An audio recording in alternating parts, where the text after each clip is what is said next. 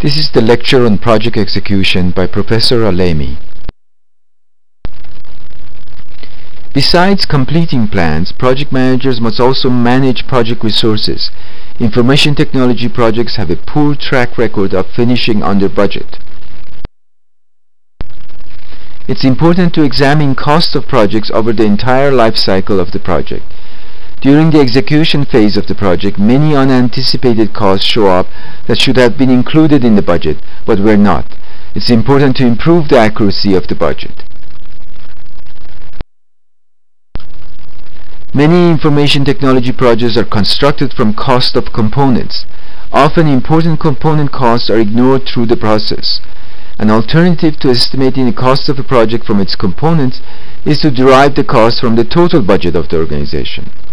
These costs include indirect costs, for example, cost of management, cost of utilities, cost of information systems. Costs derived from the entire organization budget are likely to be more inclusive of the true cost of a project. During the execution phase of the project, it's important to correct wrong budget estimates and have a more realistic budget. No matter how the project budget has been set, it's important to count the project expenditures to date and compare it to planned expenditures.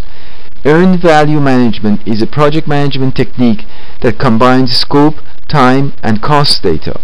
We will review this technique in a later section. Most project work is accomplished in teams. Most involve employees from different working units of the organization. Having an effective team that works well together is important. There is a considerable literature on how teams' effectiveness can be improved. Two broad approaches can be identified in the literature. There is a set of recommendations that describe what to watch out for in a team, sort of principles of effective teams. These include ideas such as taking teams through forming, storming, norming, and performing phases.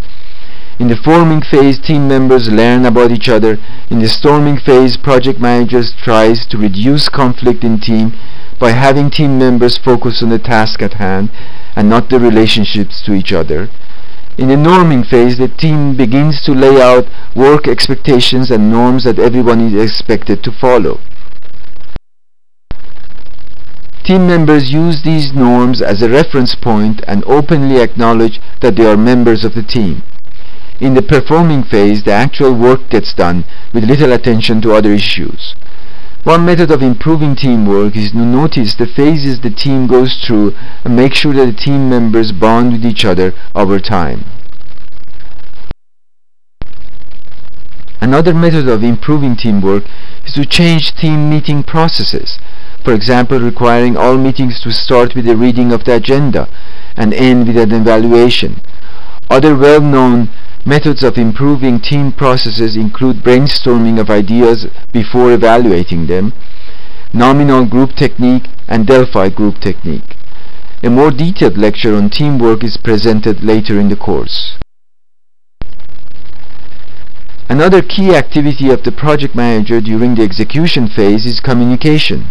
Status reports are prepared and sent to designated sponsors. These reports focus on four.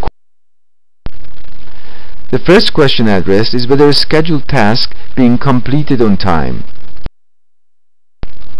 The second question is if tasks are not completed on time, what is needed to improve on-time completion of the project.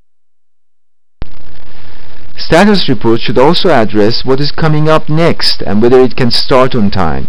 Work scheduled to start between now and the next scheduled report should be reported. Next project milestones should be listed. Finally, status reports need to indicate if there are any issues or unforeseen risk that's emerging. Any risks that require mitigation activities should be highlighted. General announcements about the project should also be given in status reports.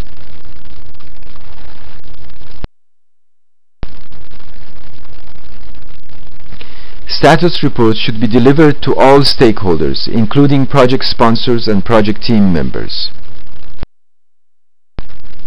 The frequency of the reports depends on who is receiving them and should follow the communication plan. As one moves up the organization structure, fewer status reports are sent.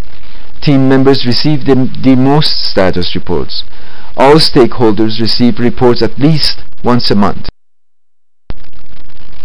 Another activity that's common in the execution phase is issue management.